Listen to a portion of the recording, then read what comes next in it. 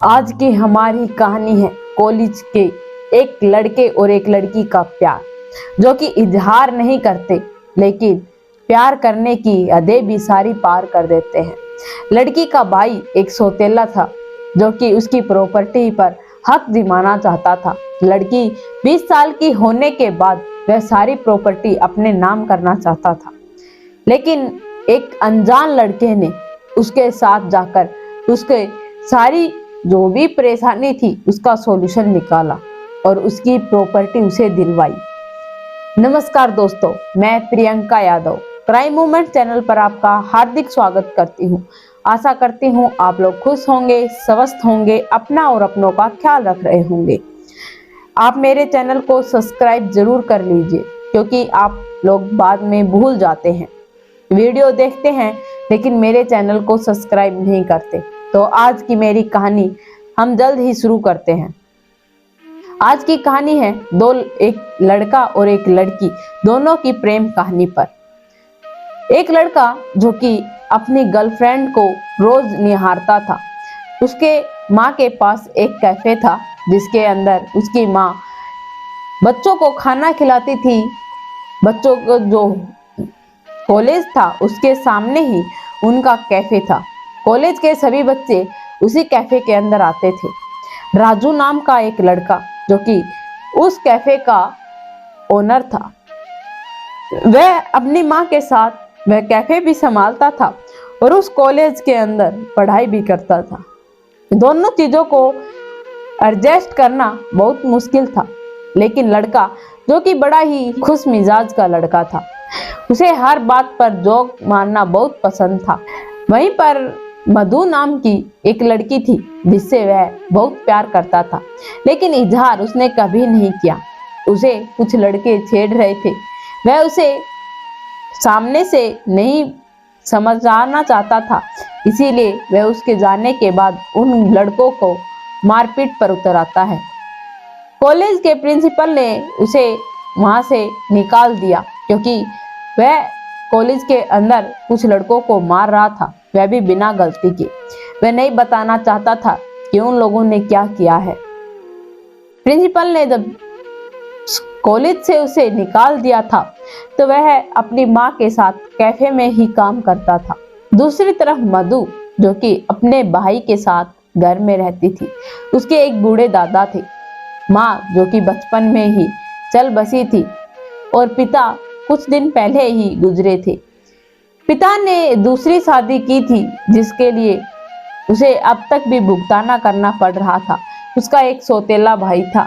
माँ उसकी विदेश रहती थी और उसका बेटा उनके पास ही रहता था, वह भी सिर्फ और सिर्फ प्रॉपर्टी के लिए।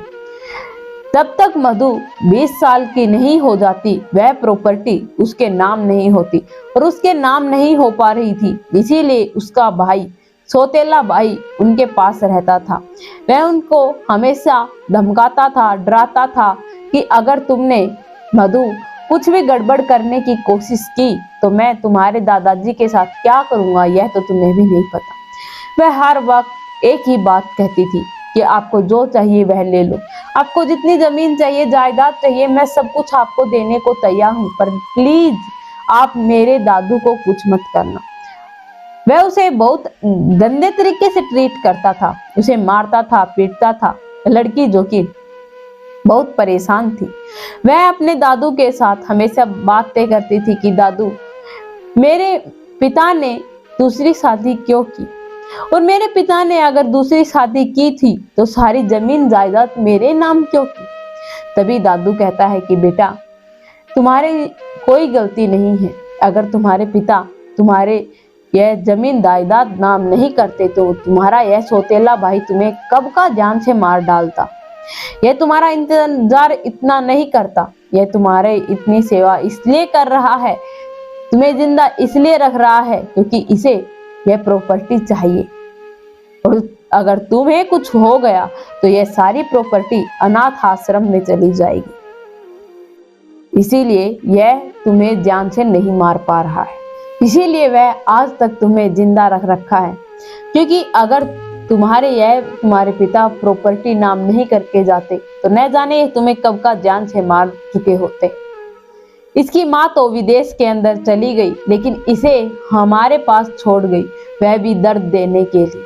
यह सब कुछ कहकर उसके दादू से एक खुलासा और करते हैं कि बेटा, तुम्हारे पिता की मृत्यु को यूं ही अचानक कोई हादसा नहीं था, बल्कि उसकी गाड़ी के ब्रेक फेल इसी इंसान ने किए थे।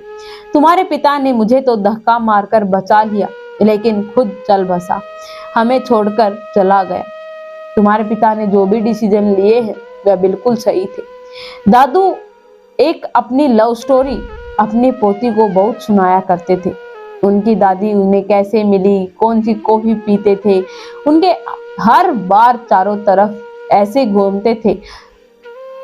यह सब कुछ सुनकर वह बहुत ज्यादा बोर हो जाती थी।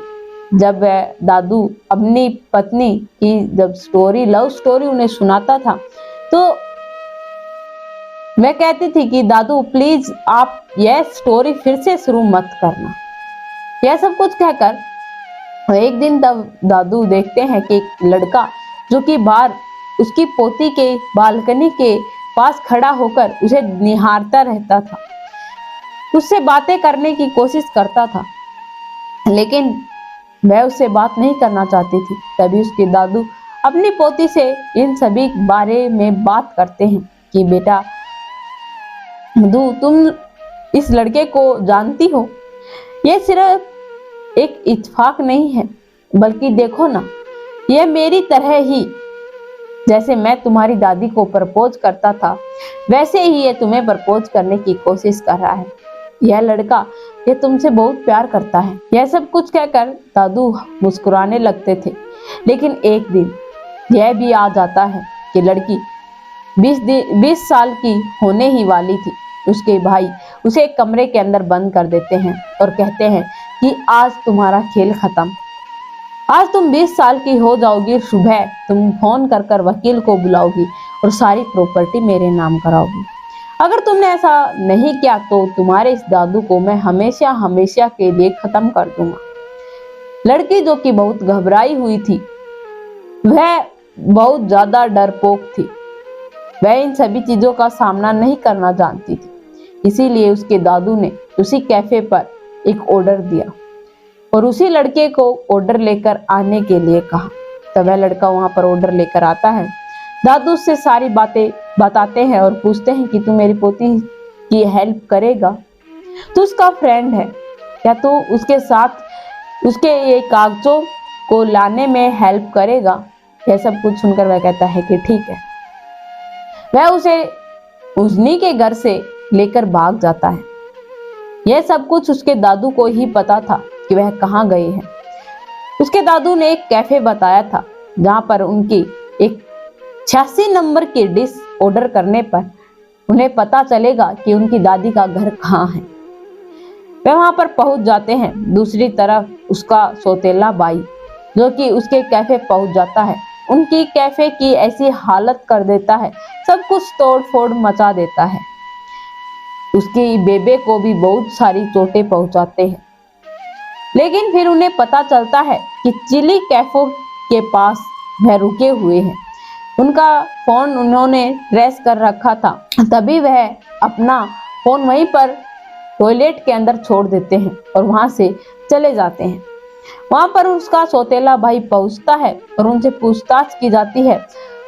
जो इंसान वहां का ओनर था वह उसके दादू का बेस्ट फ्रेंड था। उनके प्यार की मिसालें दी जाती थी। वह वहां से उन्हें सेफली निकाल देता है। तब उनका फोन वहां पर मिलता है तो वह पूछताछ करते हैं कि यह अगर वह इंसान यहाँ पर नहीं आए तो उनका फोन यहाँ पर कैसे आया। तो कैफे वाले का कहना था कि यहाँ पर साहब लाखों लोग आते हैं, न जाने किसका फोन होगा, हमें क्या पता। यह सब कुछ कहकर तभी वह कहता है कि मैं तुम्हें देख लूंगा, वे यहीं कहीं आसपास ही मिलेंगे। वे पीछे के से दरवाजे से एक टेम्पो के अंदर बैठकर वहां से रवाना हो जाते हैं। वहां से कुछ दूरी पैदल चलने के बाद वह उसकी दादी के बताए हुए एड्रेस पर भी पहुंच जाते हैं। वहां पर पहुंचने के बाद वह दादी उन्हें मिलती है और वह बताती है कि तुम्हारी दादी जो कि मेरी बेस्ट फ्रेंड हुआ करती थी, और मेरे पिता जो कि एक बहुत अच्छे कुकर थे, वह बहुत अच्छे डिशेज बनाते थे। और तुम्हारी दादी और तुम्हारे दादा यहाँ पर बहुत बार इस रेस्टोरेंट में यहाँ पर खाना खाने आते थे। दोनों का प्यार यहीं से शुरू हुआ था। यह सब कुछ कहकर वह कहते हैं कि हमारे दादू ने आपके पास जमीन के कागजात बताए। तभी वह कहती है कि हाँ बेटा, मेरे पास तुम्हारे दादा ने यहाँ पर कानूनी तौर पर जो भी तुम्हारे जमीन के कागज हैं वह मेरे पास ही है। उन्होंने मेरे पास सेफली तुम्हारे कागज रख रखे हैं, और उन्होंने चलते वक्त यह भी कहा था कि मैं अपनी जान से भी ज्यादा संभाल कर यह कागजात रखूं। मुझे पता था कि तुम्हारे दादाजी तुम्हें यहाँ पर जरूर भेजेंगे। आज वह दिन भी आ ही गया। लो, मैं तुम्हें तुम्हारे कागजात ला देती हूँ। तभी वह कहता है कि एक बार क्या आपका फोन मुझे मिल सकता है? मैं अपने घर पर एक बार फोन करना चाहता हूँ।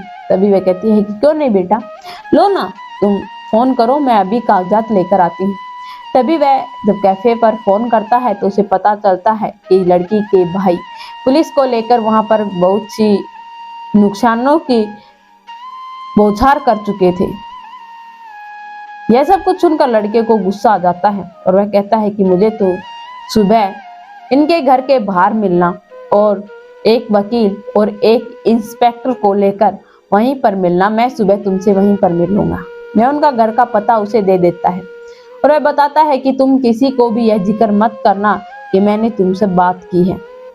वह उसका बर्थडे बनाकर वहां से चले आते हैं। लड़की जो कि अब उसकी जो ये काबिलियत थी उससे बहुत प्यार कर बैठी थी। घर पर आने के बाद पुलिस ने उसे सख्त आदेश दिए कि अगर तुमने तुम्हारी बहन के साथ कोई भी मारपीट करने की कोशिश की तो तुम्हें सजा सुना दी जाएगी, और यहाँ के इलाके के अंदर भी तुम दिखाई दिए तो यह भी गैर कानूनी है। इन्हें किसी भी चीज के लिए तुम परेशान नहीं कर सकते हो। यह कानूनी कोर्ट के ऑर्डर हैं। लड़की को उसकी जमीन और जायदाद दोनों मिल चुकी थी। उसके दादू के साथ अब वह खुशी खुशी उस घर के अंदर रह सकती थी। लड़की जो कि अब बहुत उदास थी, उसे उस लड़के से प्यार हो गया था।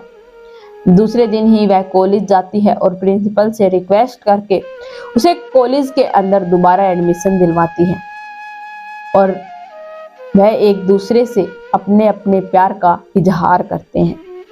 तो यह लव स्टोरी आप लोगों को कैसी लगी कमेंट में लिखकर जरूर बताना। मेरे चैनल को सब्सक्राइब करना, बेल नोटिफिकेशन को ऑन करना ताकि ऐसी हर वीडियो जल्द से जल्द आप लोगों तक पहुंच पाए।